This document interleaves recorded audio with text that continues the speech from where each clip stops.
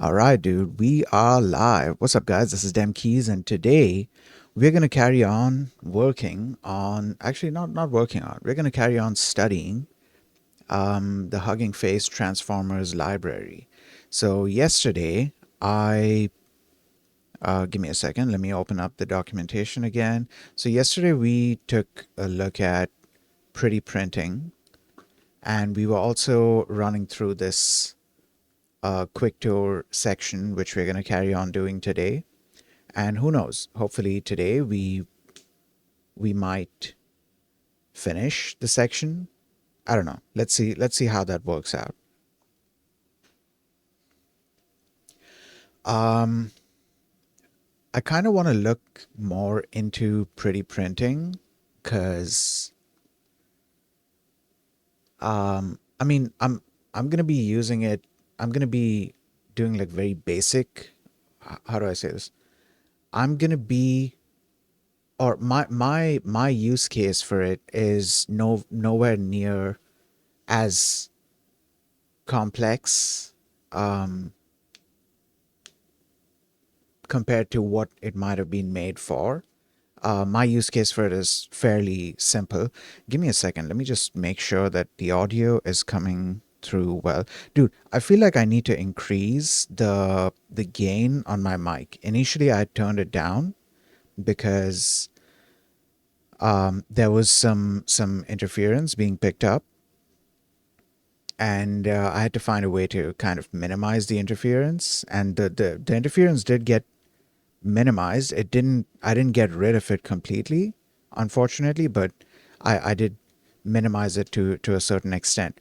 But one of the things that I had to do was turn down the gain on the mic, or actually on the, I think it was on the audio interface, because like my mic itself doesn't really have a gain knob, but like the mic is connected to the audio interface, and in there I'm able to set, I don't remember which one it was exactly. I think it was, I mean, I'm saying it as if you guys are able to see what my audio interface looks like. Either way, I had to turn down the gain. So I had to turn down the strength of the signal that's coming in from the mic and going through the audio interface and going into the PC. And and that, along with a couple of other things, it kind of minimized the little interference sound that we would be hearing.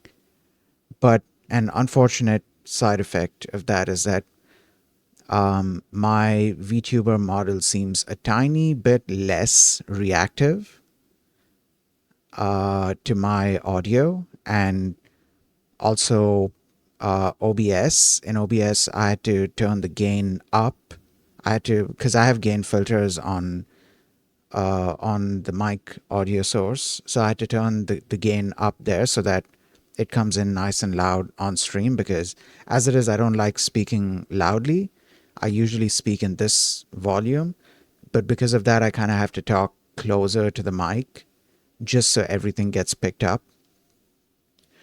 At some point, I do plan on incorporating, what was it called? What was it called? LASP. Yes. I think it was low latency audio signal processing. I think I don't know, but yeah, it's a plugin made by Keijiro Takahashi, from who works at Unity. This person made this plugin for, what should I, how do I even explain what this was made for? Basically, you can use it to get audio signals. It can process the signal and present it in a way that can be used for various purposes. It's it's fairly simple, but the good thing about that is that you can build your stuff on top of that. And I do need something simple. I just need something that can give me the signal, and then I'll do the rest from there. So I'm planning on incorporating that plugin into my VTuber app so that I'm using that rather than my own logic for getting the audio signal and stuff like that. Not that there's anything wrong with my own logic. I did spend some, excuse me, I did spend some time learning stuff for it and working on that logic, and I'm pretty happy with the results that I got with that. But I want to see if LASP is able to give me better results, and if it is able to give better results, then I think I'll just use LASP because creating my own logic, it was great, and it taught me a lot. But I don't know if so. Okay, the thing is, I'm able to capture. I'm able to capture, mic signal, audio signal, and stuff. But I don't know if the calculations that I've done in terms of quantifying the signal would be considered accurate. I don't know if that's, yeah, I guess that's the best way that I can put it. I don't know if the calculations that I've done in terms of quantifying the signal, I don't know if that's the best way to go about it. And those calculations are necessary because they kind of change how the signal behaves, because we usually get, so the signal is not like, it's not from one thing. It's calculated usually as an average of a collection of things. It's calculated from a set of samples, and the kind of calculation that you do on that set of samples to get this signal, it makes it gives you different results. Meaning, the signal that you're going to get, which is going to be one value, or well, yeah, one value, you can say. Meaning the signal that you're going to get, even that signal is going to behave differently depending on the calculation that you do. And the calculation that I've done has been very, very simple calculation. And I feel like LASP has done a better job of that calculation. So while I did a good job, at least in my opinion, when it comes to capturing the audio, and I came up with this logic for calculating RMS on, like, chunks of samples, that was great and all. But I feel like the calculation for the final signal, I think LASP might be doing a better job of that. And that's kind of necessary. That's kind of important when you are trying to use this signal to drive other things. I don't know if I've explained this very well, but like, it makes sense in my head. So at some point, I do want to incorporate LASP into my VTuber app, and it's not really going to show up as much of a difference. It's just gonna affect the way that my VTuber model reacts to audio. Another thing I need to do is probably go back into the VTuber app and sort of fine tune, sort of tweak the parameter that controls how audio reactive, or how do I say this? So we have the mic signal coming in, right? I'm then multiplying that by something in order to kind of scale the value, and then that scaled value is used in the shader to sort of increase the scale, either in the shader, or I think it was in both the shader and the script. I think it's both the shader and the script. So the scaled up value is then being used. I forgot why I was saying this. Anyways, yeah, I wanna incorporate LASP at some point in my project, in my app, and I did also want to incorporate other audio reactive elements in here. But I need to do a bit more research on on VFX Graph, because as much as I would like to spend time doing VFX Graph stuff, I haven't had the time to, well, do it. I haven't been able to give enough time to VFX Graph, or as much time as I would like to. I haven't been able to. Give me a second.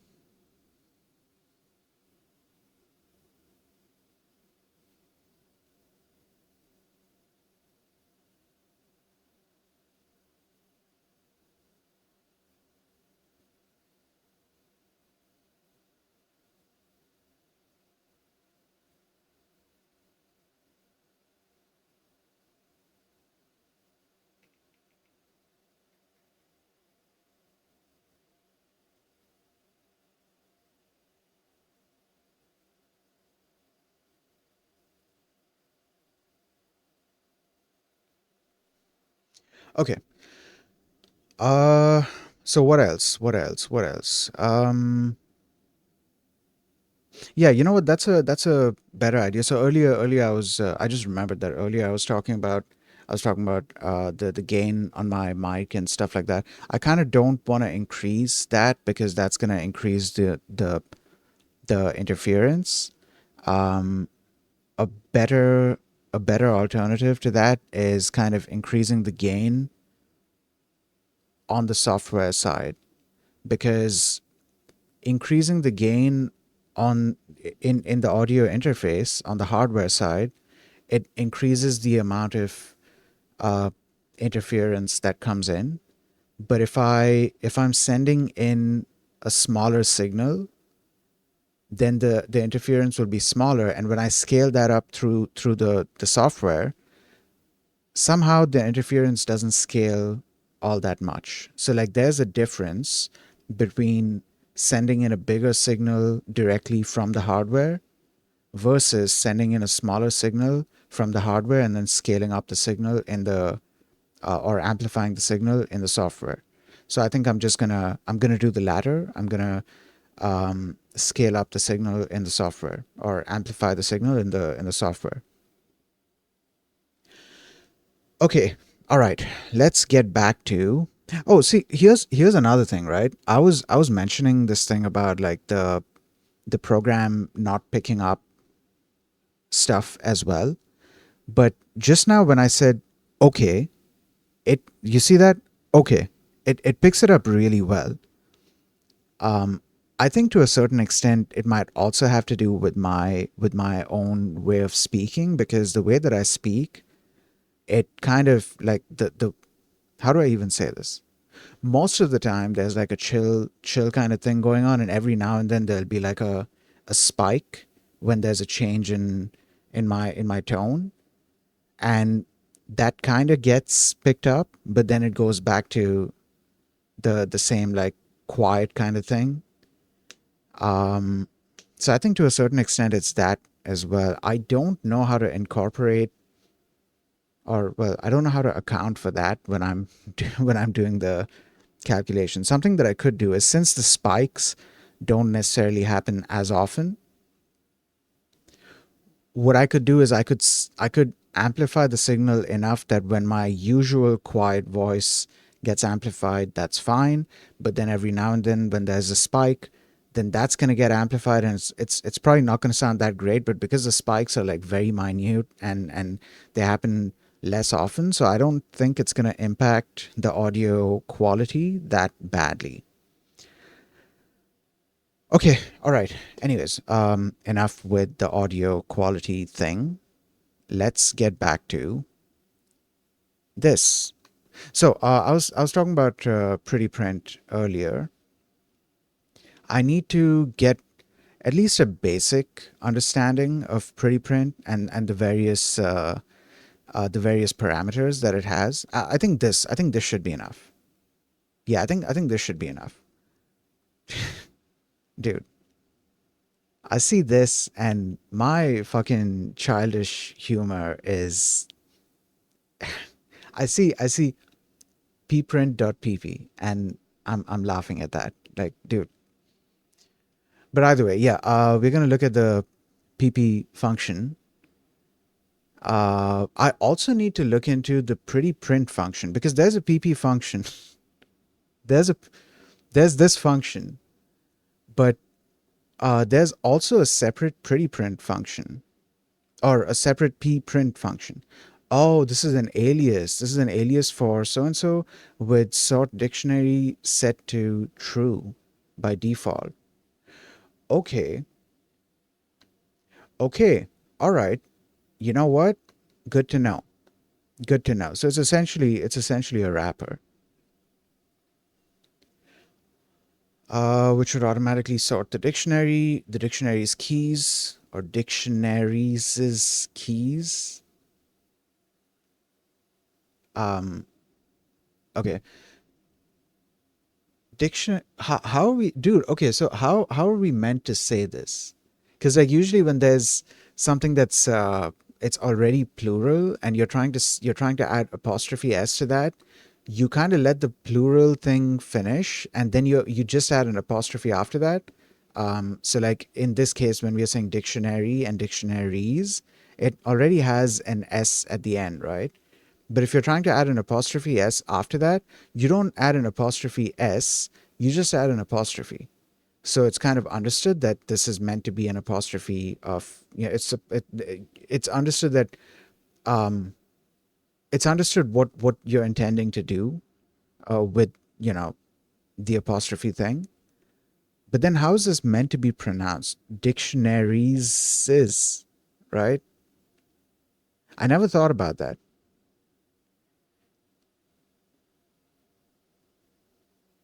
Either way, okay. You might want to use, fuck's sake, you might want to use pp instead, where it is false by default. Oh, dude, okay, this just occurred to me when I was reading this entire time when I was reading this thing. I was thinking that I I was thinking that pp had sort dictionary set to true, but no, in this case it's pp has false dictionary set to false, sort dictionary set to false, and p print has it set to true. So okay, we can step away from this thing. Now, what is p format? Returns a formatted representation of an object as a string. Indent, width, depth, compact, sort, dictionary, and underscore numbers are passed to the pretty printer constructor as formatting parameters, and their meanings are as described in the documentation above. I'm going to need to see an example of this.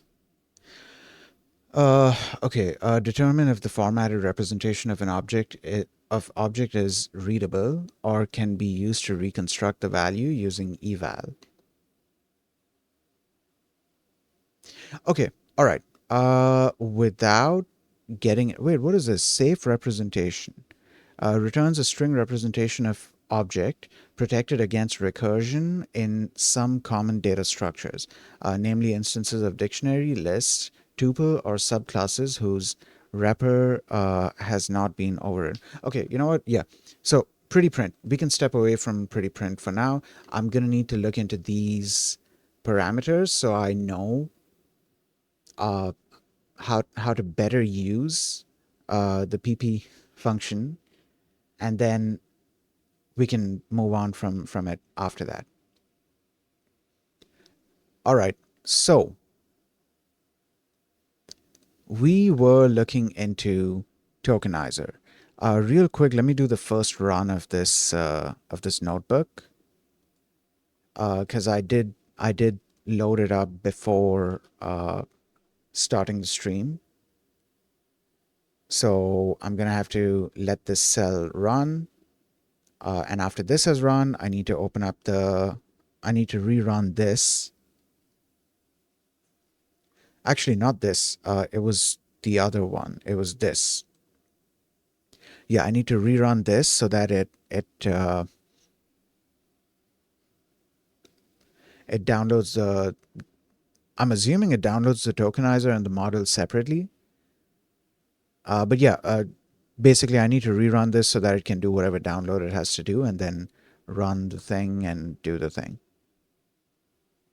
All right. So while this is downloading, Oh, cool. Okay, it's it's done downloading. Great. Oh, another thing I need to do is take this command up because I'm going to be using pretty printing more than just print. I think that's it, right? Yeah, we can just run this. Okay, great.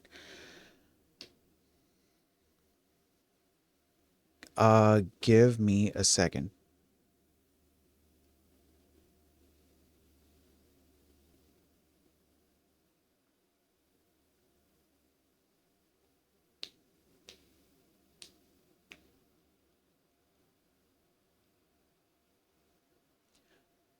All right. Yeah, I think we can just jump into it. So yesterday we stopped at this point where we passed some input to the tokenizer, and then we got the output of the tokenizer, which contains the input IDs, the token type IDs, and the attention mask. So let's take a look at some of these. Apparently, not all of the return values, but some of them. Okay, so the tokenizer returns a dictionary containing input IDs, which are numerical representations of tokens, um, are numerical representations of your tokens, and an attention mask, which indicates which tokens should be attended to. A tokenizer can also accept a list of inputs and pad and truncate the text to return a batch with uniform length. Okay, so I've tried the multiple inputs thing. I haven't tried padding, truncation, max length, and return. So I know the return tensors thing is basically just going to return a tensor, whereas right now it has returned a dictionary with a list. Instead, it's going to return at the very least the input IDs are going to be one or more tensors. I don't think the entire thing is going to be a tensor. Like, I think it's still going to return a dictionary, but the dictionary is going to contain tensors. Or maybe the entire thing could contain tensors. I'm not sure. You know what? Let's take a look. So return tensors equals PT. Okay, so it still returns a dictionary, and the dictionary contains, or well, each of the values within the dictionary are tensors. So this makes it easier to pass this into another model if we need to. All right. Let's take a look at padding, truncation, and max length. So here's my guess. Padding, okay, padding basically means you're adding more to satisfy a certain maximum length. So if let's say the length is 16, or let's say the length is 32, and you have only given 30 values, then it's going to add two values there just to pad it out and make sure that the length is uniform. So that way, because there are certain algorithms and certain models where you kind of have to, like, it's expecting a fixed length, and if you don't give it that fixed length, then you're going to have some problems, right? So if you're dealing with that kind of a situation, then padding is useful there. And it's a similar situation with truncation.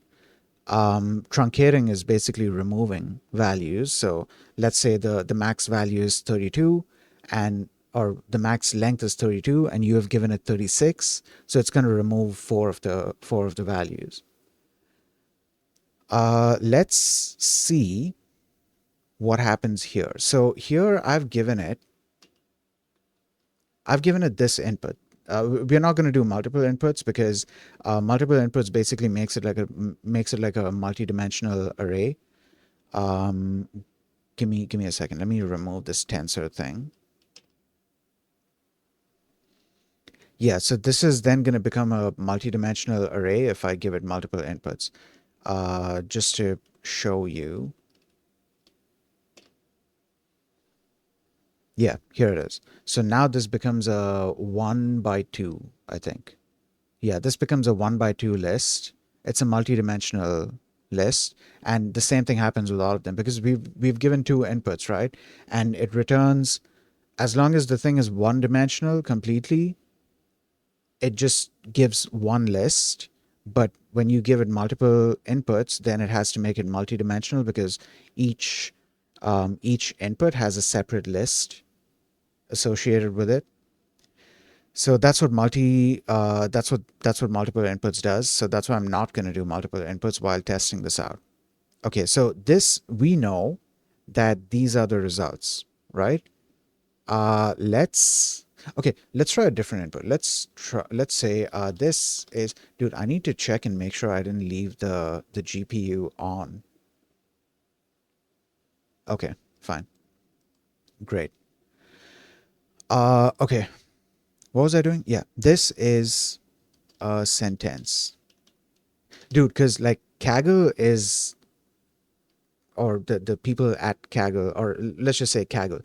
Kaggle is nice enough to give us free GPU time. They give us, I think it's 30 hours per week, which I can't speak for, you know, more advanced and more experienced data scientists and ML researchers and all. I can't say anything about whether this is sufficient for them. But for a beginner like me, someone who's a beginner in both data science and deep learning, it's a lot because I'm still doing a lot of basic stuff when it comes to data science and deep learning. Even the neural network stuff that I'm doing, it's very basic stuff. So it doesn't use up a lot of GPU time, meaning I have a lot of GPU time, or meaning that these 30 hours that are given to us, it's a lot of GPU time for me. Now, something I've noticed is that the GPU time is not counted by the amount of time that you spend running the cell. It's how long your notebook has been running, how long this notebook session has been running. That's how it counts, or this is at least what I've noticed, because I purposely left it running for some time to do this test to make sure that this is the case. As long as this session is running, if GPU is enabled, it's gonna be counted towards my GPU quota, essentially. That's even if I'm not using the notebook at all. If I just start running the notebook, if the session just starts, or if I've just started the session and I'm not really using anything, it's just gonna carry on eating the GPU time, because that's kind of how they're counting it. And so I try my best to avoid any such wastage of GPU time. Not because it's going to waste my GPU time, but it's more it's more that it doesn't feel right just wasting the time, because the time that because the dude, these are free resources that we are getting. So if I'm not using it, then somebody else is going to get to use it, right? And so if I don't have to use it, I don't want to be wasting it. Okay, anyways, so I wanted to test this out, right? So let's run this, see how many tokens we get. So this got divided up into, dude, you know what I would like to see? Wait, what are we looking at here? Oh, for a second I was confused. I was like, why are there two outputs, but one is pretty print and one is just regular print? Okay, pretty print does have an indent parameter. Let's try setting the indent to 4, see what happens. Okay, so it's the spaces. It's the number of spaces. What does width do? Okay, we can take a look at compact. I'm not sure what that did. Yeah, I'm not sure what that did. All right. What other arguments do we have? I don't need sort dictionary. Apparently that's being done automatically. Is it? No, I don't think it's being done automatically. Pprint has sort dictionary set to true. I don't want the thing to be defaulting to true. unless I set it to true. Because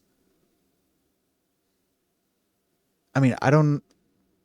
Well, I mean, it's not a very big deal, but sometimes the way that the thing is ordered, it that order, it kind of, how do I even explain this? I've found situations. Let me just say, I've found situations where um, it being in a specific order is a lot more useful than it being sorted, because it being in a specific order is going to give us more of the useful information on top. And it's not. This is not always the case, but like it's just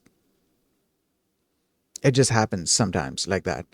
Um, another thing is, if it's constantly being sorted, then I won't know which fields to expect where. Whereas right now, I just know which fields to expect where. Right? There's also a bunch of other situations where you might not want the thing to be sorted. I'm going to take a quick break from yapping because in like 25 seconds there's going to be an ad playing. So I'm gonna hit the add button right now, and I'll see you guys in 30 seconds. I'll take a short hydration break in the meantime.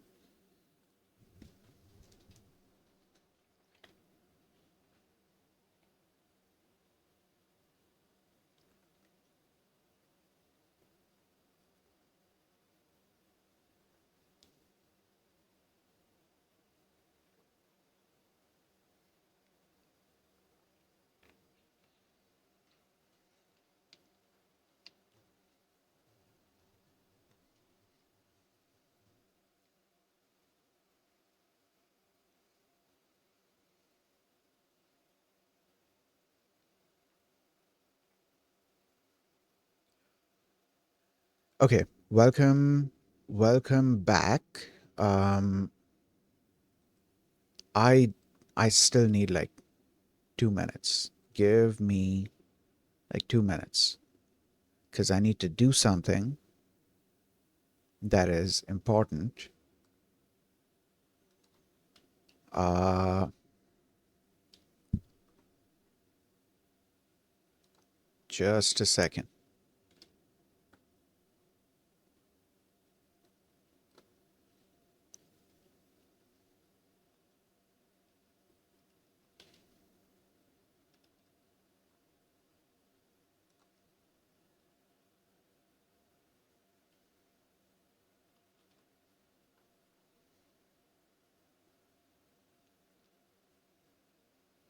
I'm almost done. Just a little longer. Um, just have some stuff to do in the background. I just need to finish that off and then we can continue.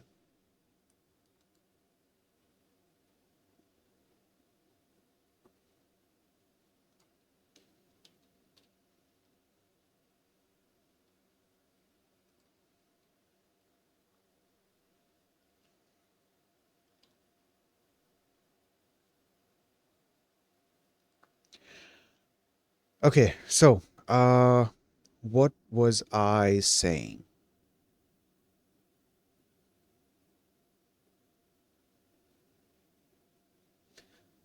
I was talking about, what was I talking about? So yeah, we just came back from the ad break, and prior to the ad break, I was talking about like the dictionary keys needing to be sorted, and I was saying that sometimes it's useful for them to be sorted. Sometimes it's I have found situations where it not being sorted has also been beneficial. So yeah, yeah. Uh, okay, cool. So sorry, I was just doing some stuff in the background that I had to give my attention to. Okay, so depth. What would, dude? You know what? Okay, let's just take a look at these. Instead of guessing what each one does, let's just read this. So we have object. Oh, you know what? Quick thing. Something I wanna look into is how I can set up How do I explain this? So here's what I want to do. I want to use, I'm just going to explain what I want to do, and then I'm going to explain how, or some ideas that I have for implement, or well, one idea that I have for implementing that thing that I want to do. So I want to capture hand landmarks using MediaPipe, and then actually there's two things that I want to do here. One, I want to try and capture hand landmarks using MediaPipe. Another is I want to create my own custom hardware to do the hand tracking stuff, right? Regardless of which one I go for, the whole idea is to capture some kind of three-dimensional position and send that over to the program. Okay, it gets sent over to the program, and then the program is going to use those positions that are being sent in to draw stuff, or well, more specifically, move the cursor around based on those positions. And then I can also introduce other things like, drawing and whatever else I want to do. I want to set up as a test application. I want to try setting up a drawing utility, just a very simple thing that I can draw onto, actively draw onto.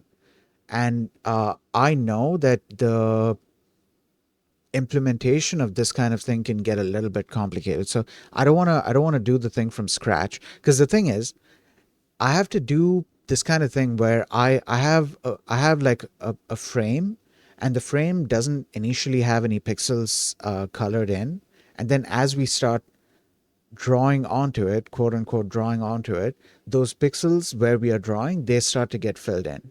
Um, and it kind of has to be updated every frame, pretty much, right? So I don't want to have to set up this whole thing, the whole, updating each frame, and then I have to find like a more performant way to differentiate between different frames and try to make it faster and stuff. I don't want to deal with those kinds of things. I kind of just want to focus on the I want to focus more on the hand tracking tech versus the speed of the drawing app. I guess that's a better way to put it. There's like these are two different things that, like, I want to focus on just one of those things. So what I want to do is I want to see if the pillow library, because pillow is meant for image manipulation. So I want to see if the pillow library has a thing where I can set up um, set up like an active kind of thing. Like for example, a stream. Like seeing the word stream, I kind of remembered that, oh yeah, this is something I'm trying to do. I want to see if I can set up something similar to a stream. I want to see if I can set up like a thing where I have a buffer that contains the frame, and I draw onto the buffer, and then that buffer gets printed onto the screen. I need to see to what extent that is possible. Um, Another thing I could do, that just like I literally just got that idea, maybe I could check if somebody else has already done something like that, because somebody might have come up with an implementation for that kind of thing, right? I have to stick to doing it in Python because I don't want to introduce any kind of delay into it, because if it's like two different apps, there's going to be not a big delay, but a tiny bit of a delay between getting the positions in one app and then sending it over to the other app. It's not going to be a big delay, but if I can avoid that latency, then I kind of prefer to avoid the latency. And something that'll be a jackpot for me is if I'm able to capture uh if I'm able to capture the audio, no, the hand tracking. If I'm able to capture the hand tracking data and process it, and also use it as mouse input in the same app, that would be like a jackpot for me. Um, Actually, in that case, I wouldn't need to. how do I say this? Uh, in that case, I wouldn't need to send the data over to the drawing app.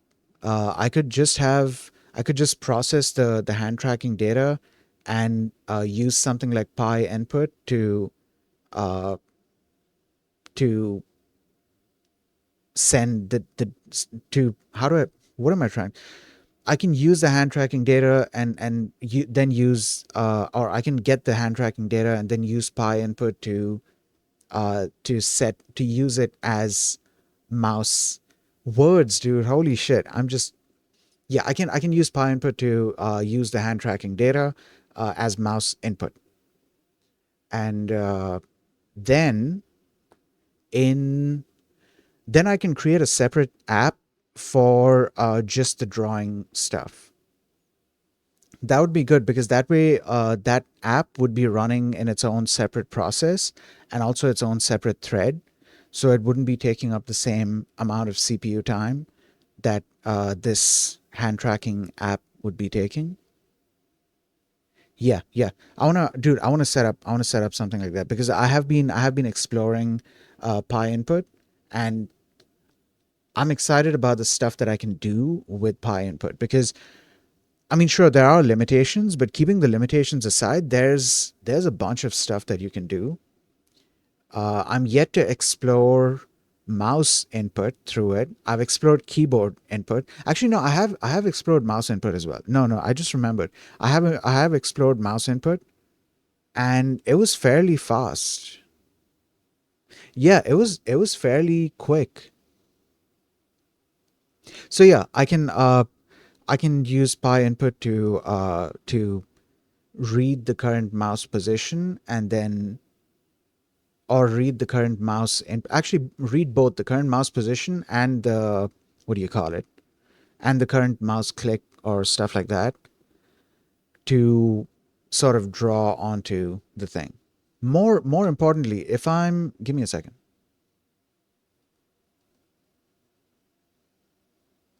Okay. Yeah, more importantly, if I'm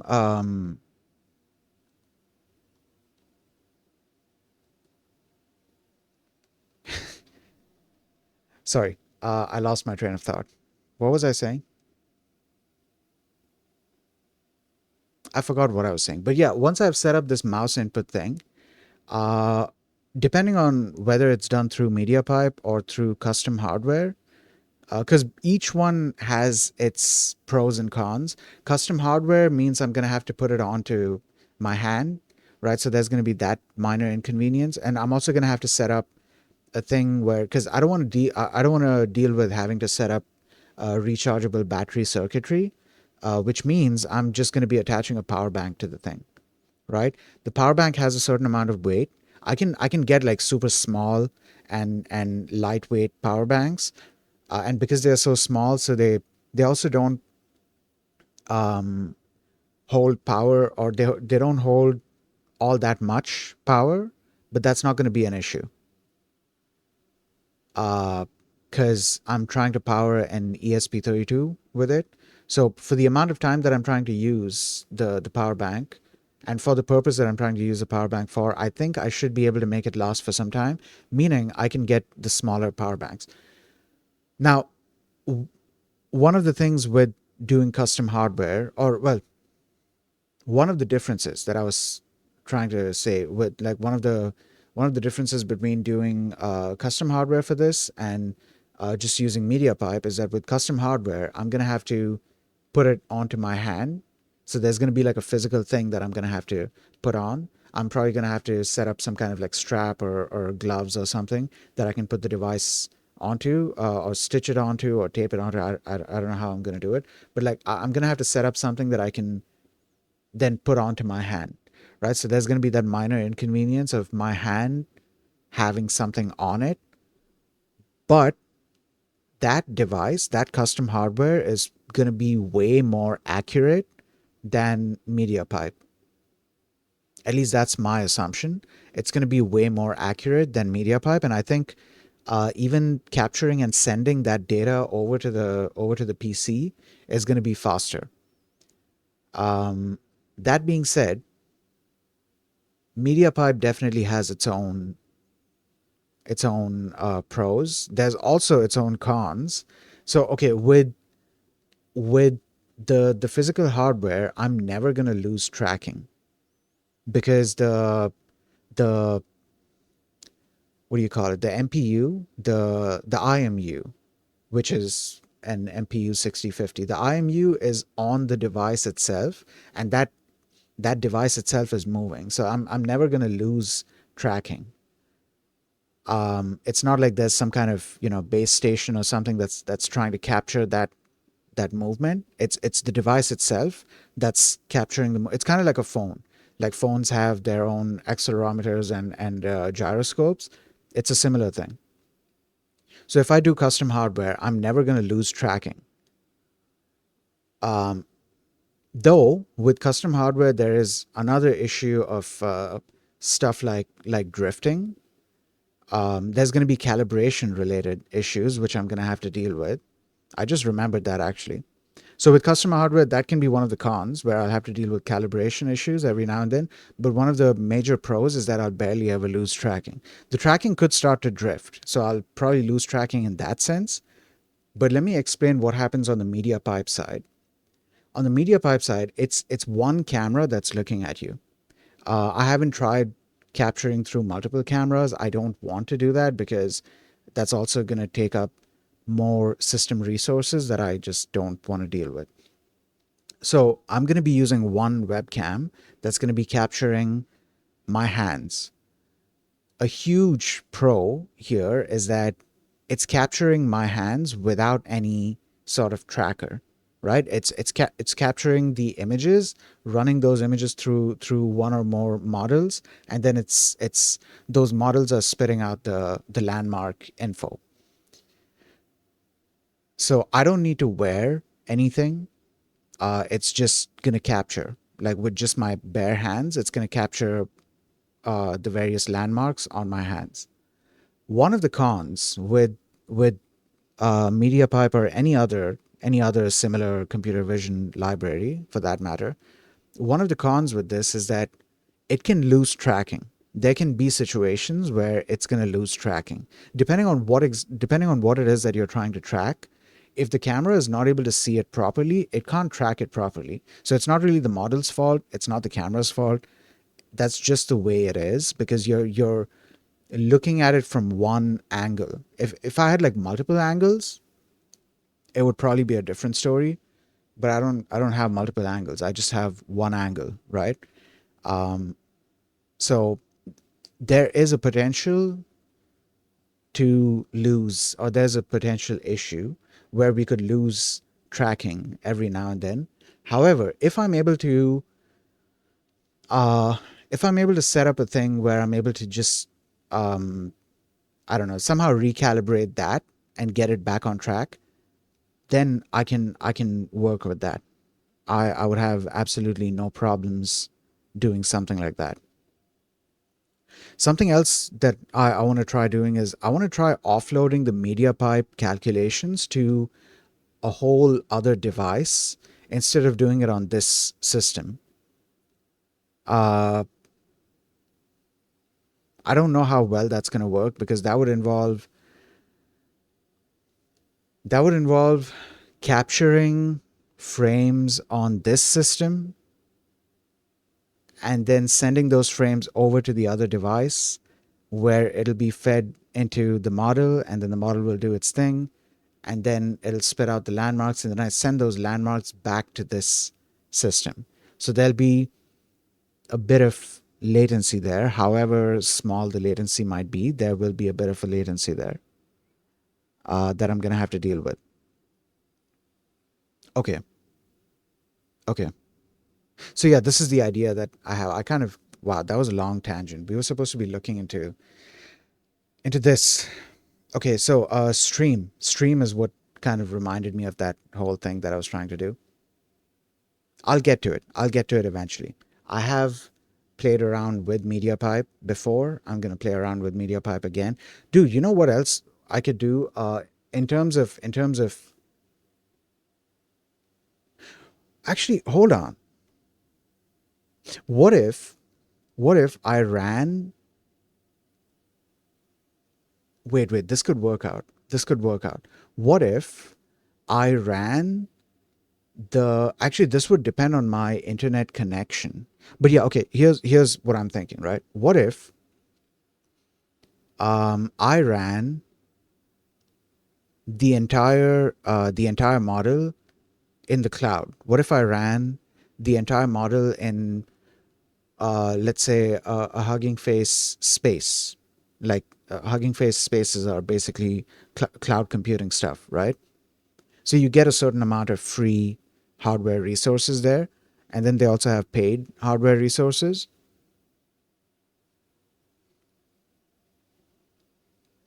Now the good thing is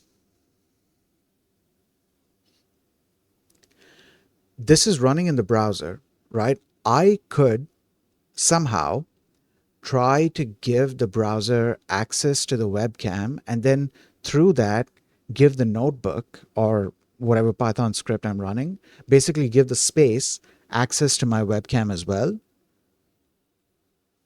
right? And then I'll capture the data through. So all of this will then be running in the cloud. All of this will be running in the Hugging Face cloud itself. It'll capture the data. It'll capture the frames from through the webcam. It'll process the frames, and then it'll get the landmark information. And here's where it gets a little bit complicated, because I'm going to have to send that landmark information from the cloud, from that specific cloud thing that I've set up, from that specific space. I'm going to have to send it over to my computer. I'm sure they have APIs set up for doing it in a secure way. That's not what I'm worried about. What I'm worried about is speed. What kind of latency are we going to be looking at if I try to do that kind of thing? The good news is that I'm not going to have to run it on my machine. I'm not going to have to run it on my machine. And I can see if there's a way for me to I can take a look at their pricing model, and depending on whether I'm able to use the GPU for these models or not. Actually, okay, I used model in two different contexts here. I can look at their pricing setup, the pricing packages that they have for different kinds of the different hardware packages that they have. That's what I should say. I can look at their different hardware packages, and depending on how expensive or how cheap it might be, I can set something up. I can set something up, because if it doesn't end up costing me too much money per day, I mean, this is for later on.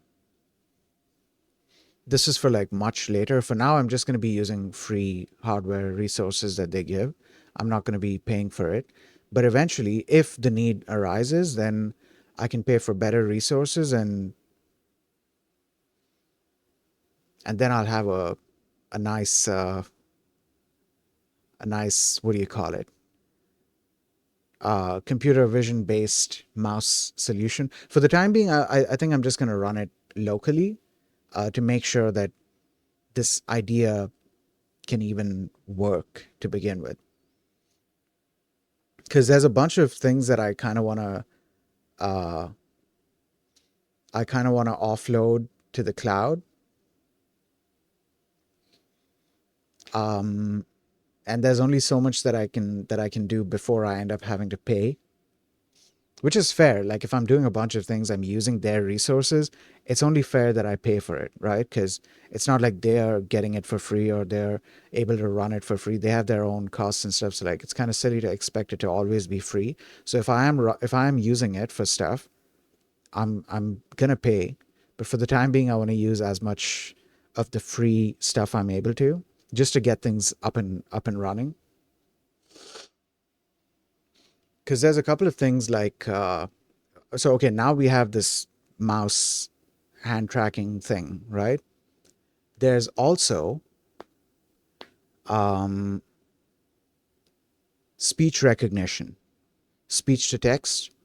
There's also actually text to speech is not necessary for now because I'm trying to do as many talking streams as possible.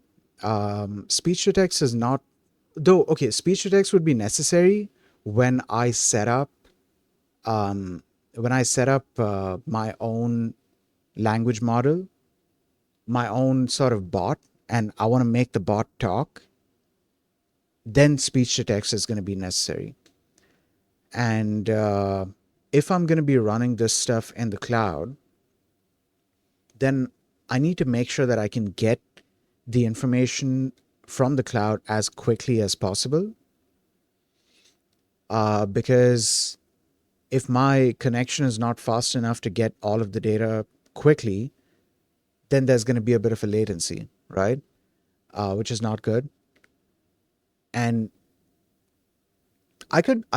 dude, I could set up things to deal with the latency. To be honest, I could set up things to deal with the latency. I also have a couple of systems lying around. They're older systems, but I could still use them to whatever extent I'm able to.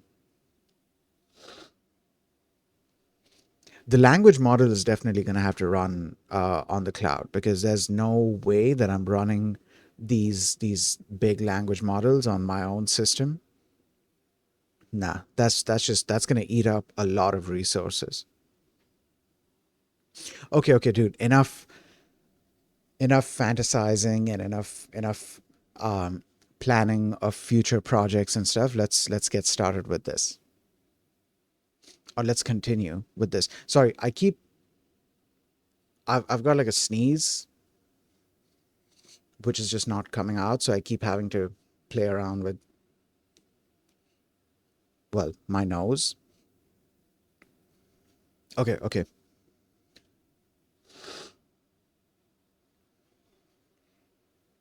All right. So, um, indent. We know what indent is. Uh, Great. Okay, so if there's like nested stuff in there, we can test that out right now actually.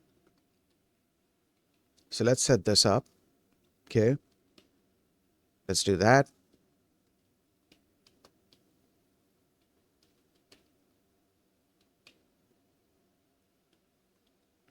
And in here we can set up another thing,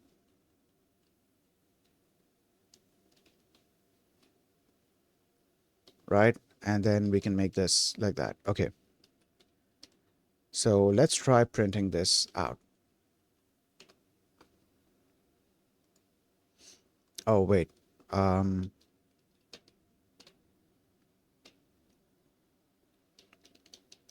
I need to set the indent as well. Wait, that's interesting. It didn't. Does it only indent for dictionaries?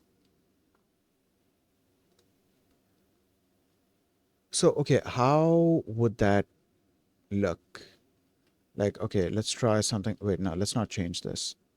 No, yeah, we can change this. It's fine. Okay. In here we can do A1 and then B1.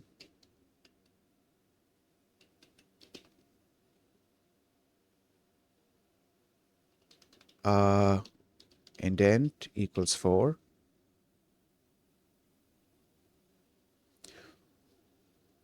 Why does this look like this? Why is it, am I missing something here?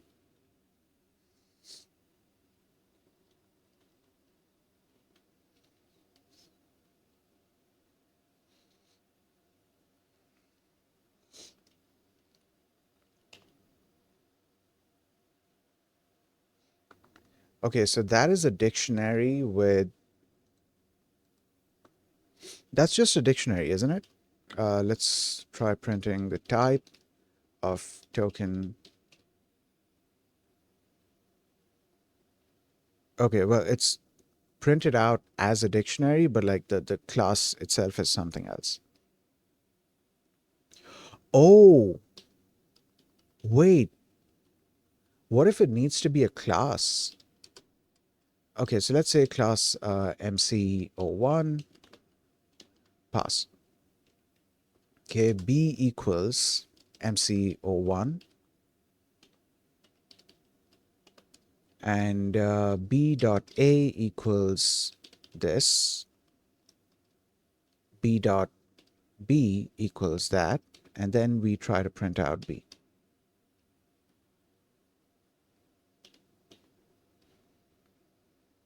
Oh, do I need like a print function for it?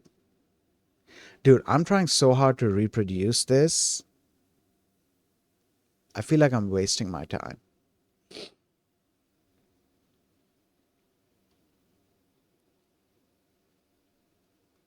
Um,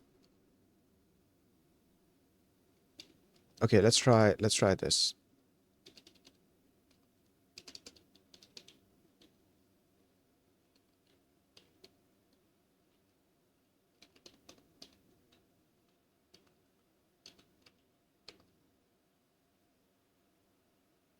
Yep, no, still.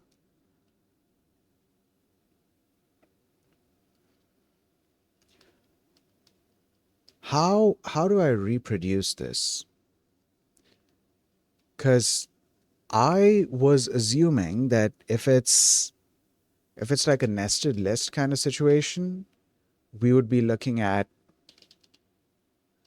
indents there, or at the very least, like a proper split. Not a proper split, but like proper structuring. That's the word I'm looking for. I assume there would be proper structuring going on there.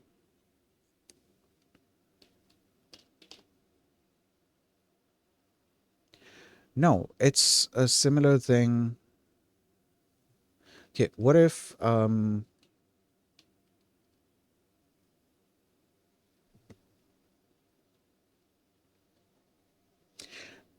I missing some detail here? This prints the formatted representation of the object, followed by a new line. This function may be used in the interactive interpreter instead of the print function for inspecting values. Tip, you can reassign print equals, that never occurred to me. I should I should do that. I should do that. That never occurred to me. Okay, I'll do that. I'll do that later. For now though, I need to. So it says that it prints a formatted representation. Give Where's OBS? Here. Give me a second.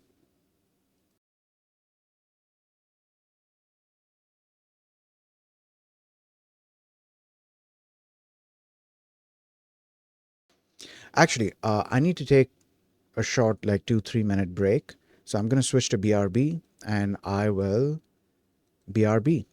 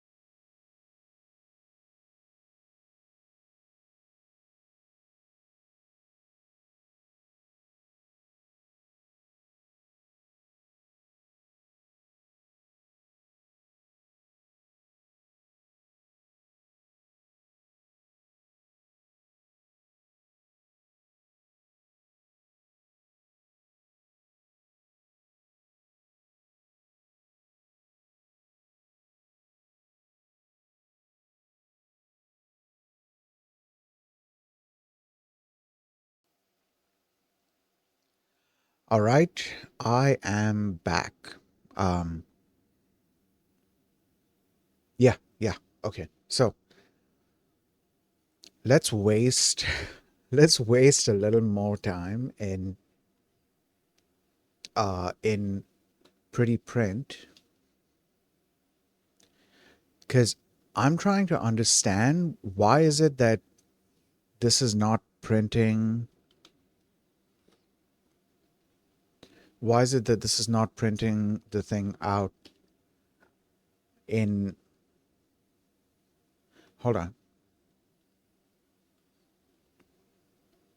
Control the way long sequences are formatted. If false, each item of a sequence will be formatted on a separate line. Uh, Otherwise, as many items as will fit within the width will be formatted on each output line. Okay, let's try setting compact to, what did it say? False? Yeah, okay. Let's try that. That didn't, that didn't help.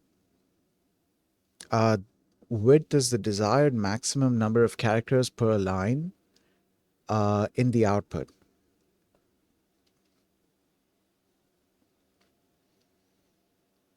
If a structure cannot be formatted within the best, uh, but cannot be formatted within the width constraint, a best effort will be made.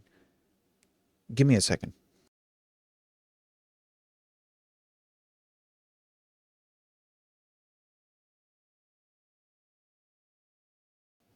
Okay, so uh,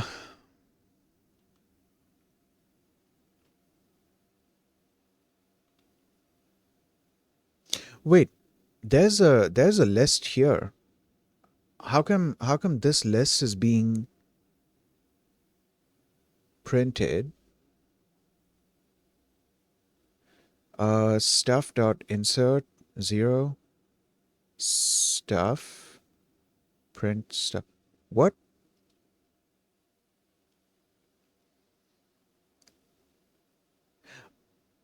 Recursion on the list with ID so and so, so and so. Oh, they're trying to insert the same list into the list. So let's say this 0 B, and then we try to print out B.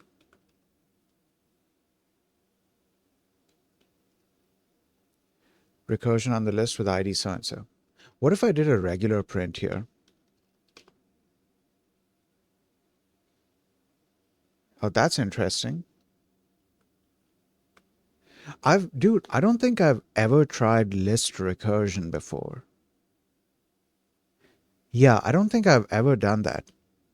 Like, no, I've had lists within lists, but this seems like a different situation. This seems like a different situation than having nested lists or multi-dimensional lists or whatever you want to call it. It seems like a different situation than that. But okay, back to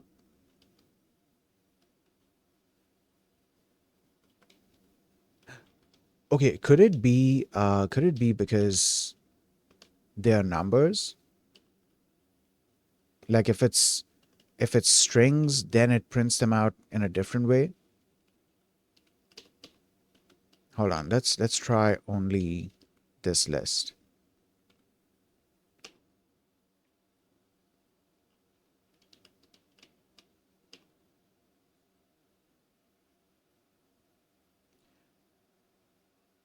Uh okay. Something seems up here. Because this thing is printing out properly.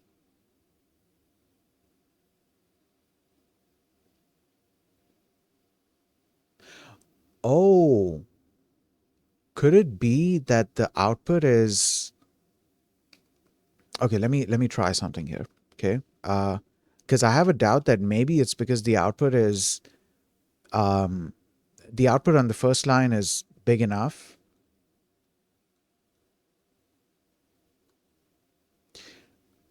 Okay, could it be that this thing went onto the second line because it couldn't fit on the first line, and then this also went onto its own line because it couldn't fit in this line's max width? Let's try introducing width into this. So we have indent, which by the way also not being used as far as I can tell. Yeah, indent is also not being used.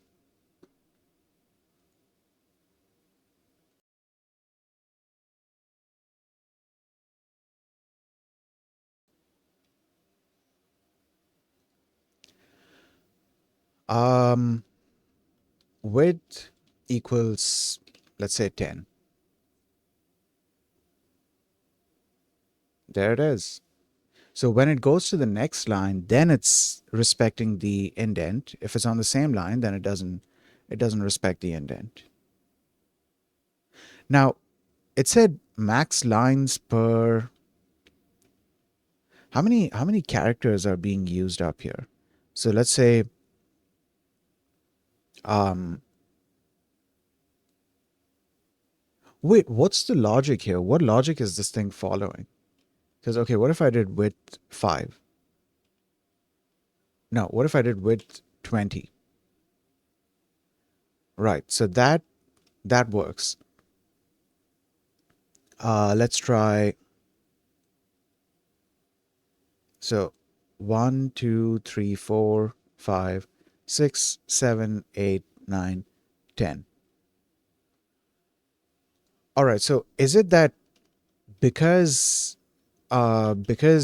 everything wouldn't fit on one line, like the very first line, that's why it broke the entire thing up? It's not like a per line basis, it's like the very first output line. If it doesn't fit within that line, then it's going to break it up. Let's read what the width thing says. Maybe I missed it. Maybe it mentioned, um yeah, maybe it mentioned it here. So the desired maximum number of characters per line in the output, per line in the output. So when I read per line, initially I was like, oh, it's the number of lines that this output is occupying. So per line, like I was assuming that this is 3 lines, right? And so I was assuming per line, it's doing the it's counting per line.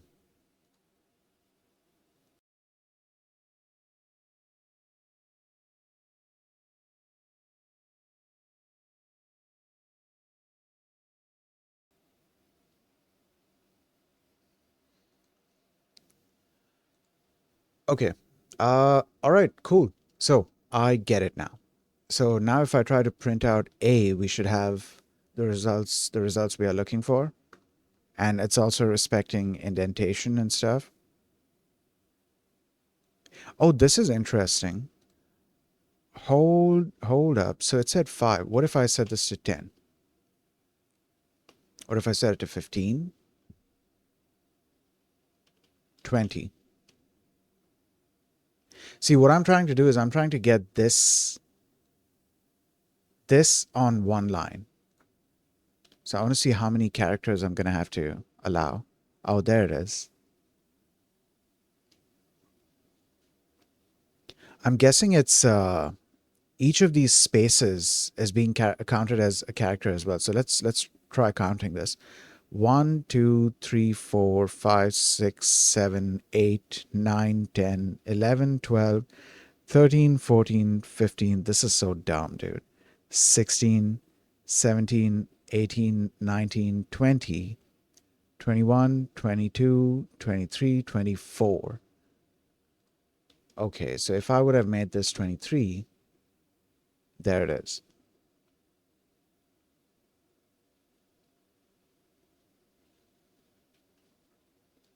Okay, so interesting. That's good to know. That is definitely good to know. And we can also see, like, if I set it to 24, 24 works for this first line, right? But it doesn't work for the remaining lines, because the remaining lines they put, let me show you. They have an extra character here and then here. So 24 doesn't work for that. That's why we need 25 there. All right, dude. Okay, cool. Great. So, yeah, we learned about pretty print. Uh, Now let's go back to learning about oh, padding. Yes, we were supposed to be looking at padding. I forgot about that. So here's what we're gonna do. Okay. Um, we're gonna print this out.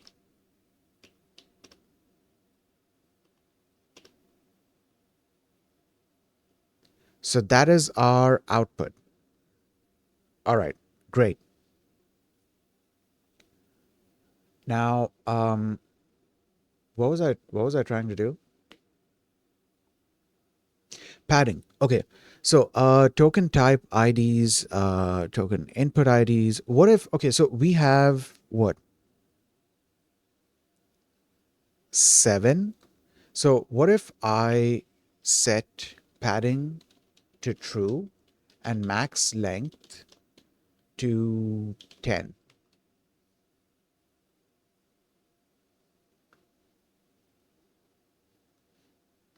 Wait, there seems to be an issue here. Max length is ignored when padding is true, and there is no truncation strategy.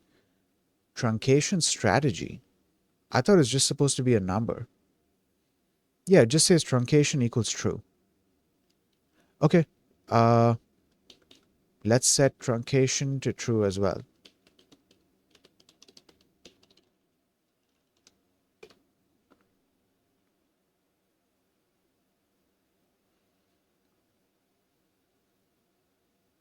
Okay, so I think I have a sort of wrong understanding of how these things are working.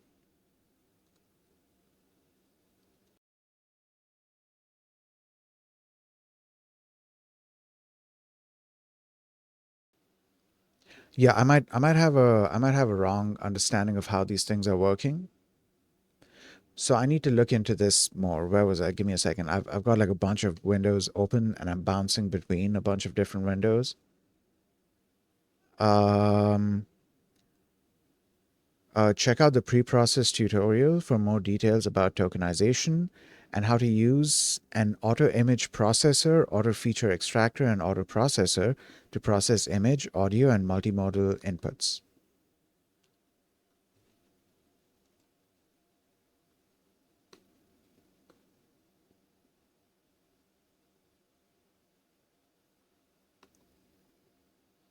Okay. Is there a separate section where I can just look at the parameters of the tokenizer?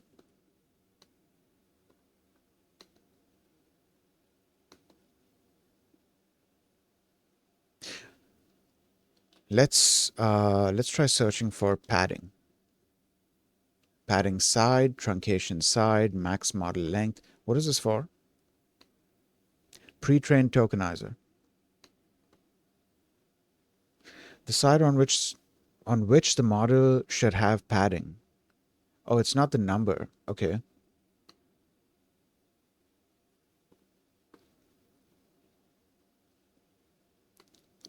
This is probably what kind of value is supposed to be given. Right, so this is probably a different thing than what I'm looking for. This is padding side. Okay. Padding. Oh, yeah, this is what I'm looking for. So this is because this is the call function, right? This is when we're calling the thing, we're calling the pipeline object as a function, or the tokenizer as a function. So we pass in the text. Then we have padding, which can be a boolean, a string, or padding strategy. Um, this activates and controls padding, accepts the following values. Dude, I'm wondering if I have the wrong idea. Well, I mean, okay, to be fair, I did mention before that this is my assumption of what's going to happen. My assumption was that Give me a second. Let me go back to that window. Yeah, my assumption was that padding had something to do with the output that is given. So if we if the max length is 10 and padding is true and we only have 7 in the output, then it's going to pad the rest of it with whatever padding character or padding token or whatever we specify. It's going to pad it. But and I was assuming it's going to do the same thing with like all of the others as well. Now I'm wondering if I kind of had the wrong understanding of what exactly is being padded. Let me go back to the window. Okay. Uh, activates and controls padding. Accepts the following values: true or longest. It pads to the longest sequence in the batch, or no padding if only a Oh, max length. Pads to the max length specified with the argument max length, or to the maximum acceptable input length for the model if that argument is not provided. Okay, all right. Um, but it's not padding. So what exactly is being padded here? And you know what I should do? I should ask Perplexity. When using auto tokenizer,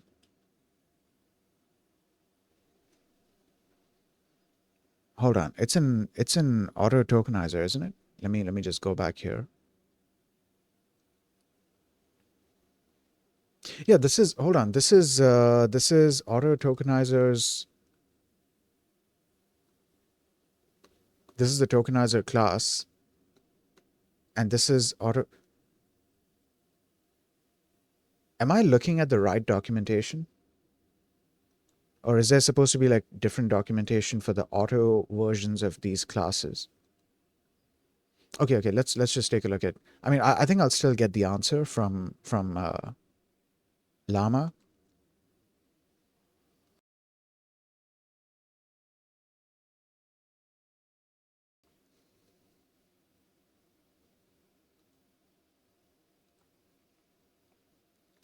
Okay, when using auto tokenizer, what do? Oh no, I noticed there are three arguments: padding, truncation, and max underscore length. What do these do, and what exactly is being padded, and how?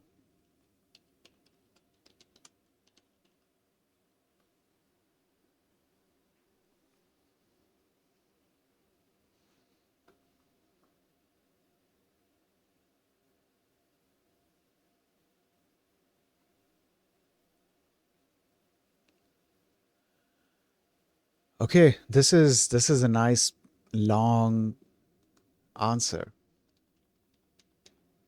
Good, good. Okay, packed with information, hopefully. When using the auto tokenizer from the HuggingFace Transformers library, the arguments padding, truncation, and max length are crucial for pre-processing data. Here's a detailed explanation of what each of these arguments does.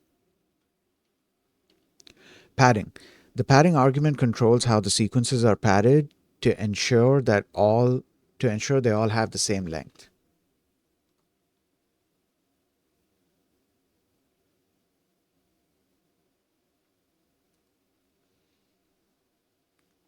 Okay.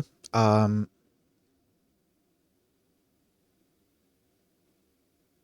wait. Give me a second.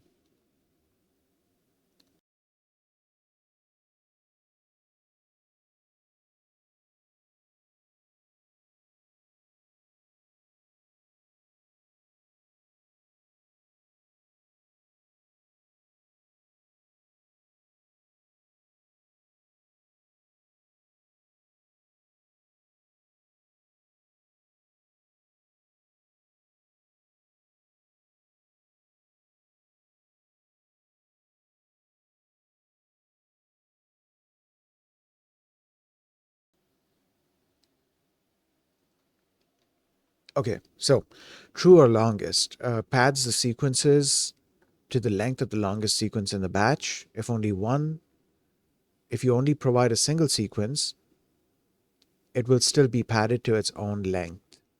Okay, all right. Max length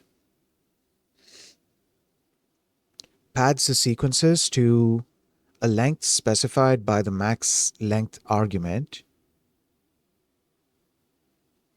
or the maximum length accepted by the model if no max length is provided. And false or do not pad, so no padding is applied, which is the default behavior. Okay, so I think I need to set, wait, where is it?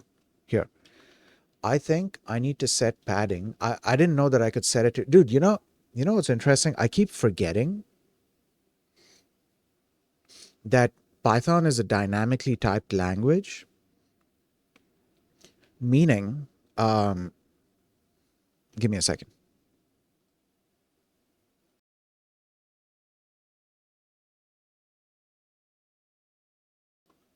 Meaning, when you have a parameter for or an argument for a function, that argument could accept any type of value. It's not limited to just one value. It could be any value.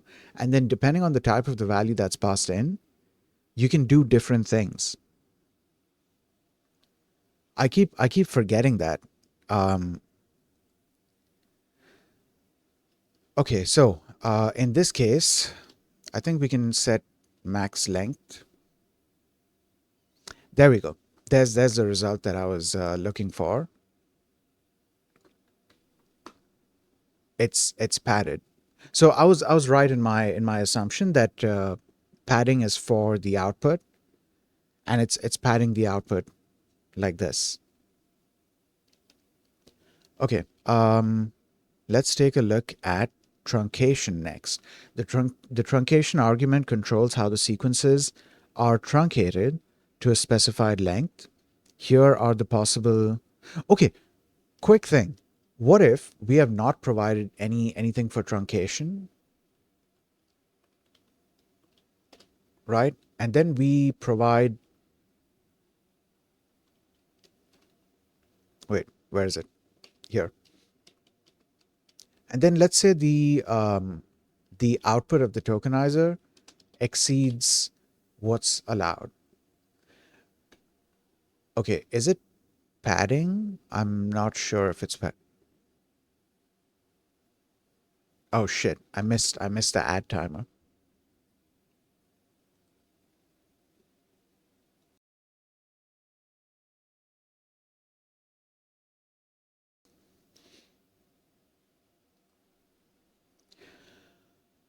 Okay, I think it's still no, it's not 10. It's more than 10. 3, 6, 9, 12. So it can pad if it's less, but it's not going to truncate unless you mention truncation. So now let's take a look at truncation. So true, truncates the sequences to the maximum length specified by maximum length or the maximum length accepted by the model. Okay. Only first. Truncates only the first sequence of a pair of sequences or a batch of pairs. All right. There is a 30-second ad playing right now, so I'll see you guys in 30 seconds. I'll take a little hydration break.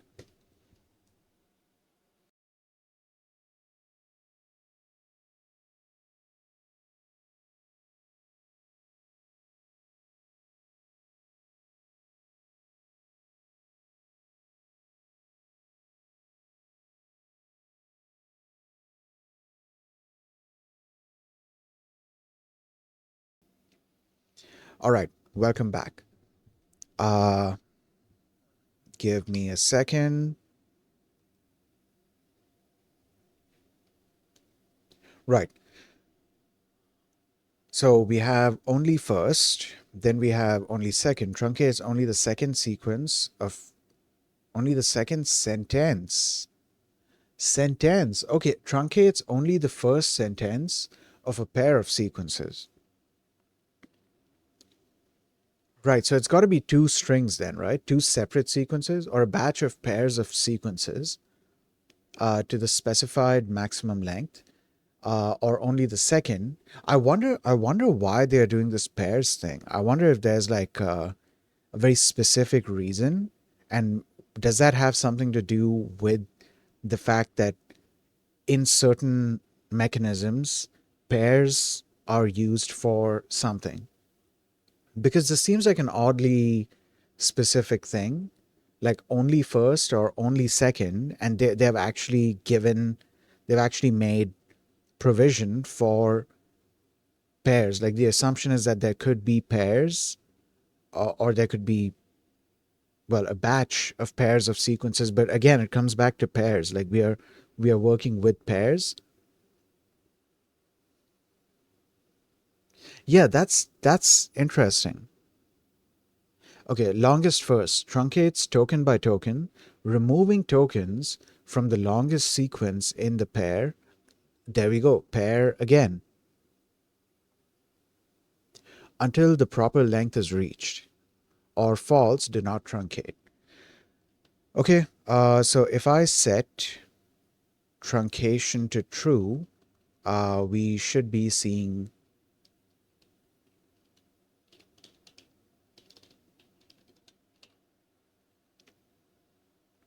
yep, it got truncated. So we have what, 5 and 10. All right. So, yeah, okay. All right. Then we have max length. The max length argument specifies the maximum length to which the sequences should be padded or truncated.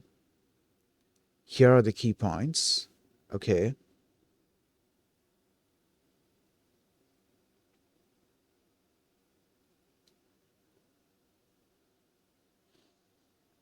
None defaults to the maximum length the model can accept.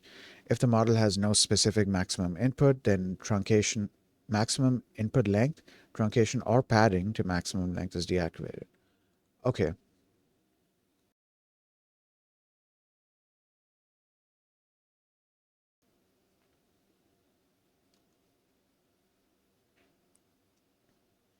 All right. So, what is being padded? When you use the padding argument, well, okay, at this point, I get what is being padded. The tokenizer pads the input sequences, which are lists of token IDs, to ensure that they all have the same length. Okay. In truncation, you mention no, you keep mentioning pairs of sequences. Why pairs specifically? Is there a significance to having pairs of sequences?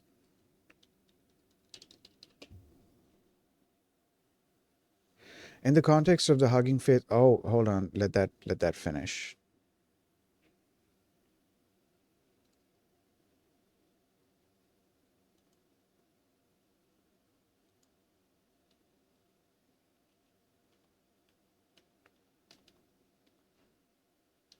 Where is it?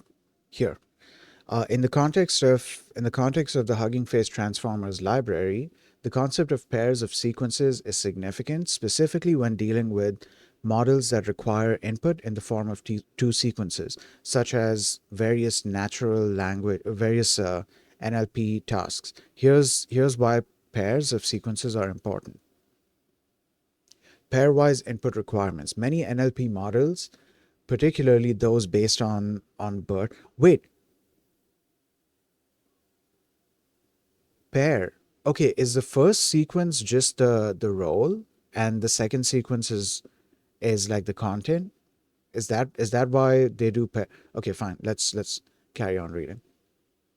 maybe I'm wrong about that assumption. So many NLP models, particularly those based on BERT and its variants, are designed to process pairs of sequences. For example, question answering. Models like BERT and its variants only take a pair of sequences, the context and the question. The context and the question. Okay, that's interesting. Sentence similarity. Models may compare two sentences to determine their similarity or entailment.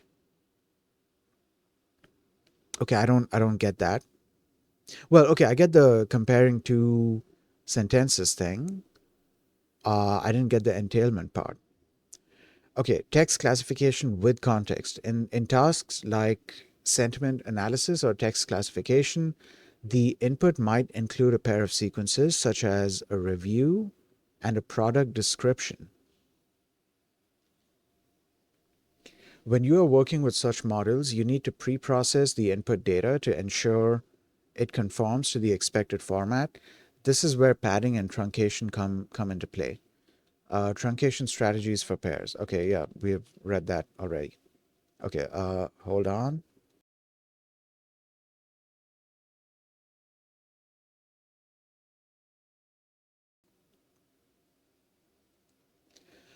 Okay. Um,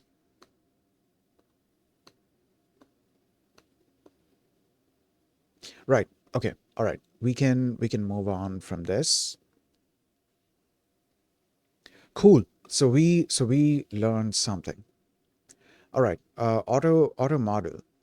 Transformers provide Transformers provides a simple and unified way to load pre-trained instances. This means you can load an auto model like you would load an auto tokenizer. The only difference is selecting the correct auto model for the task. For text or sequence classification, you should load auto model for sequence classification. So what is the auto model here? Like what exactly is considered an auto model? So we had auto tokenizer. And then the tokenizer's input is passed into the model, right? I think so. I think, yeah. Let me go back and look at this. Okay, so we have the tokenizer and we have the model. We can pass. Oh, this is still a sentiment analysis thing. I think so. I think this is still for it's for sequence classification, right? Yeah. But it's for sequence classification. How does it know what exactly it's classifying it into? How does it know that it's supposed to classify sentiments? Could there be any other kind of classification? Or couldn't? Because there definitely can be. So, what I should be asking is, couldn't there be other types of classifications as well? Oh, it's maybe it's actually no. It doesn't have anything to do with this. Dude, am I able to just pass in? Hold on. Uh, let's say res equals model. Am I just able to pass in the token? Is that even gonna work?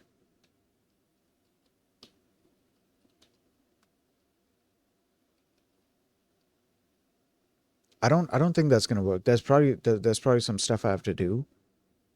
So I think model is expecting something else.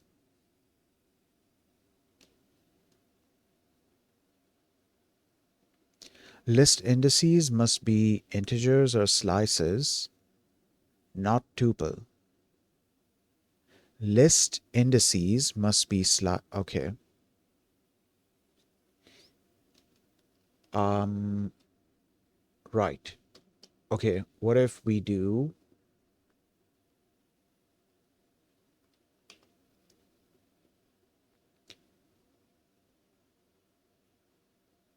wait, how did that oh, res is an old variable. No, res is up here. It's giving a different thing. Okay, all right, fine. Let's not run that. I was trying to run this. So what if we give it input IDs? and then try running it. No, there's still an error. So there's probably some more work that I have to do on this before I can pass the thing into model. All right, let's carry on reading, and hopefully I'll get it eventually.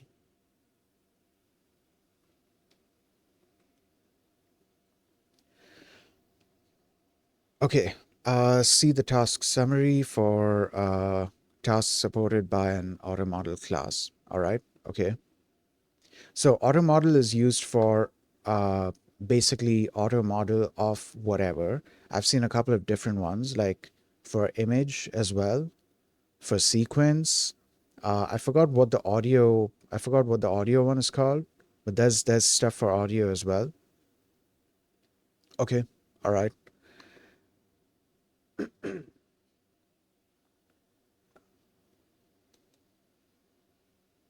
Now pass your pre-processed batch of inputs directly to the model. You just have to unpack the dictionary. Oh, is that what I did wrong? I'm supposed to unpack the dictionary?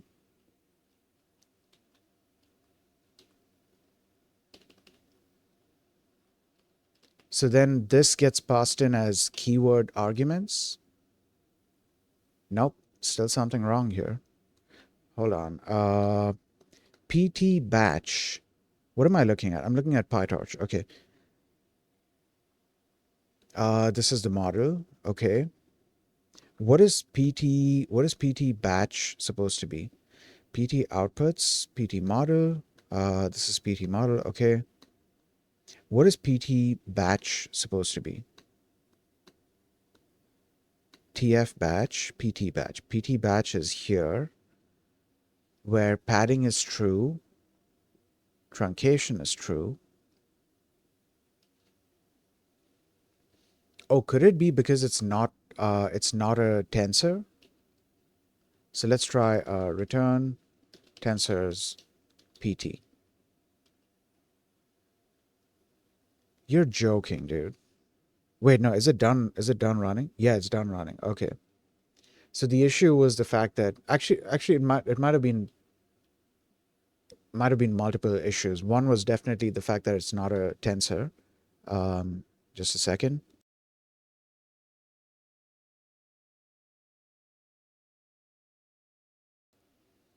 Yeah, one issue was definitely that, or one issue might have definitely been that it's not a tensor.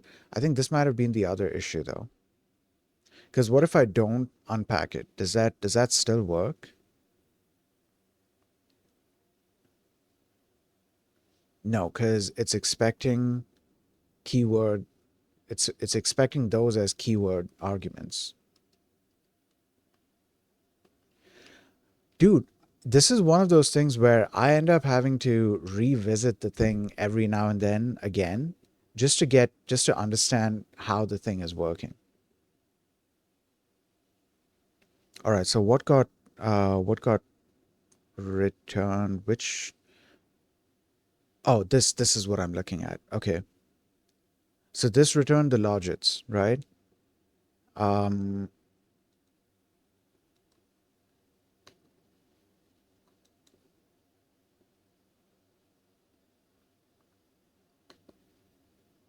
and then what are we supposed to do with the logits? The model outputs the final activation functions. No, the final activations in the logits attribute. Apply the softmax function to the. What does softmax do again? I forgot. Isn't softmax the one where you give it a set of inputs and it'll scale them down to where uh, the values are small enough and they have been set precisely where the sum of them equals 1. I think that's it, isn't it? This seems, yeah, this seems like it. This seems like it. What if let's take this, let's copy this and drop it in here.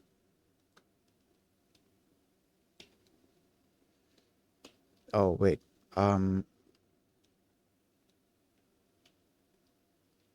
Actually, I'm curious. Can I just do np.sum and pass in all of those? Yo, Sama, welcome to the stream, dude. How are you doing? Yes, thank you for the hydration reminder. Give me a second. And the posture check.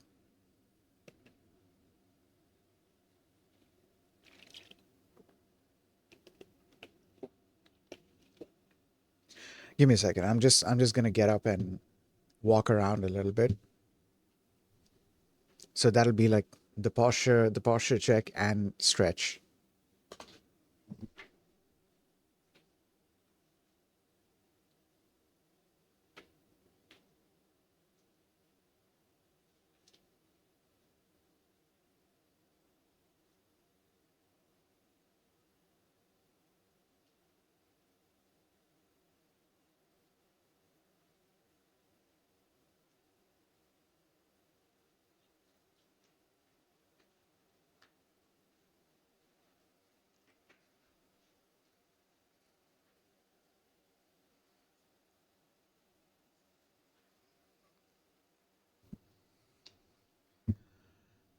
All right.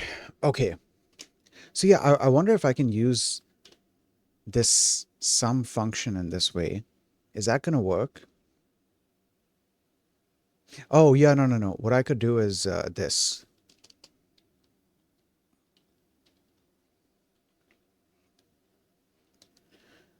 Um, Actually, then I don't even need to store it. I can.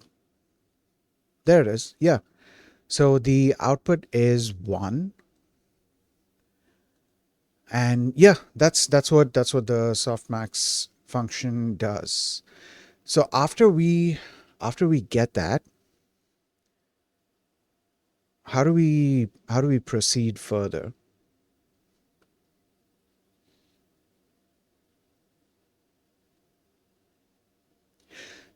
Cuz okay, so we have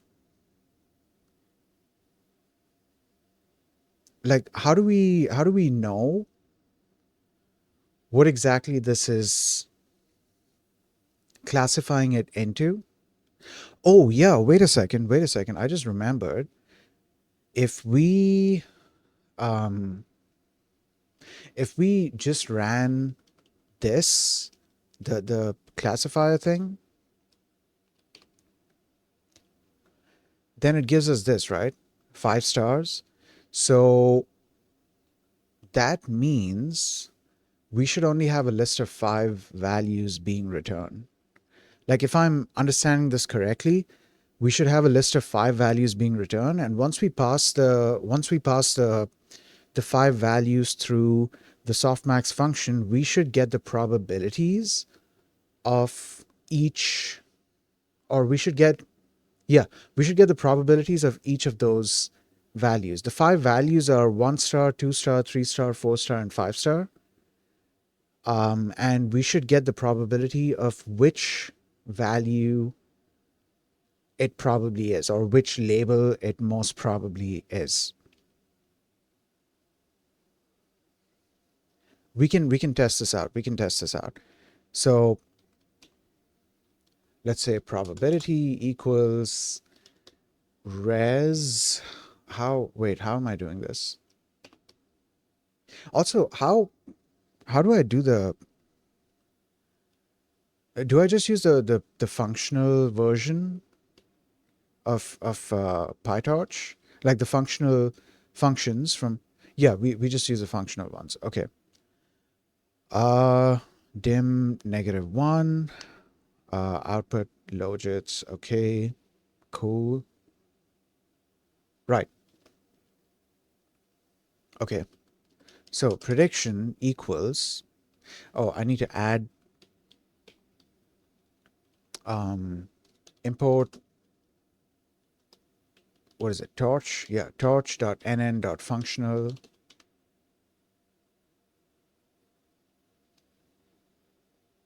Give IntelliSense a second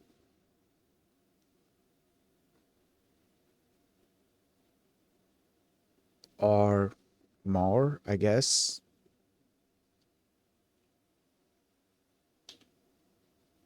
Functional as fn. And then here we call fn.softmax, where we give the input, which is the logits. The dimension is -1. No, the dimension is 1 by default, isn't it? So do we have to specify -1? I think so. I think so. So let's do res dot. Oh, I thought this is a dictionary. What's returned is sequence classifier output class. So we give it the logits and dimension equals -1. And that should be it, right? So then we can also print out our prediction. Did it work? It worked. Okay. All right. So going from left to right, we're gonna assume the leftmost is negative and the rightmost is positive, right? So we go 1 star, 2 star, 3 star, 4 star, and 5 star, assuming 1 star is negative and 5 star is positive. And it seems here like 5 star has 1. So let's try giving it. Actually, we can also remove the padding, right? We don't really need the padding. That was just an experiment. Wait, do we need the padding? I don't think we need the padding. Do we? No, we don't. We don't need the padding. Okay. All right.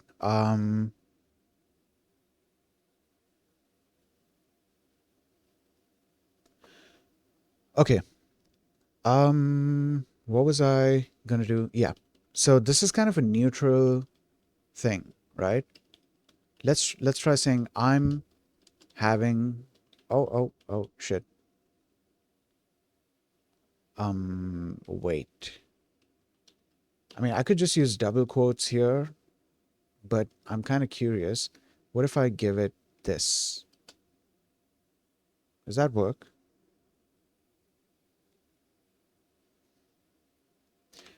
Let me try printing this.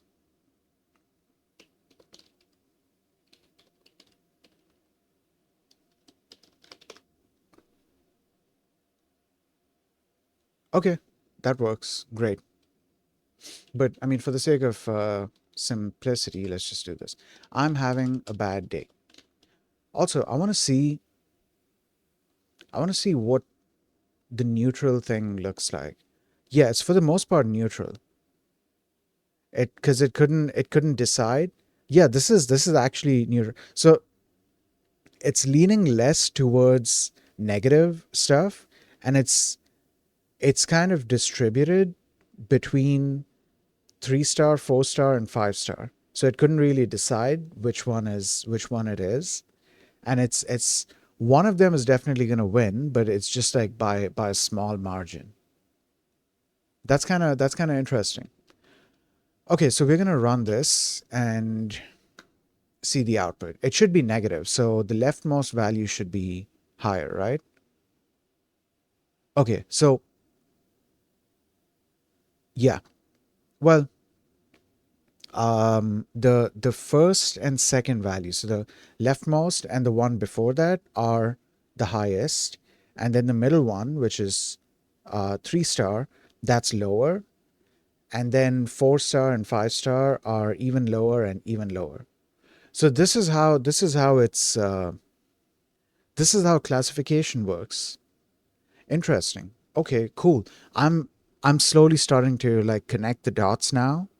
Because like even with that example with our very first neural network, which was using the fashion MNIST dataset, even with that, there was classification happening. It was returning boom. What's exploding? Dude, speaking of I don't know what, I was really considering, I was like really close to starting playing Civilization 6, I think. Civ 6 yesterday. I forgot which one I have, Civ 5 or Civ 6. I was really considering starting that game yesterday, but I didn't do it. Not because I didn't want to, it's just that I had a bunch of other stuff to do, and all of that other stuff was taking up my time, so couldn't really give time to the game. But yeah, okay, back to what I was saying. Yeah, we have seen this kind of thing happen, and it's kind of interesting that we have to pass this through a softmax function to get the values that we are looking for. Just the raw value by itself is not enough. It has to be passed through an activation function, a nonlinear activation function, in order to get the value that we are looking for. There's a bunch of experimentation that I need to do around this to sort of understand how the numbers work. Yeah, there's definitely a bunch of experimentation for me to do surrounding this thing. Where were we? So okay, we are done with this. Okay, awesome, great. So we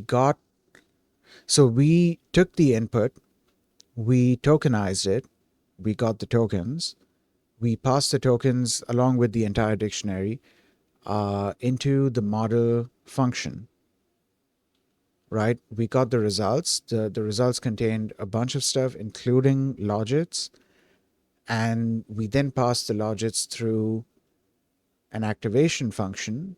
Actually, wait, would softmax be considered an activation function? Um, Final activations. Oh, hold on. I think I was wrong about this. I don't think. See, I was assuming softmax was a nonlinear activation function. I think it is. No, I think it is. Just maybe a different type because it's saying the model outputs the final activations in the logits attribute. Apply the softmax function. So is softmax a nonlinear or an activation function? The softmax function is often used as the last activation function of a neural network to normalize the output of a network to a probability distribution over predicted output classes. Okay, cool. All right.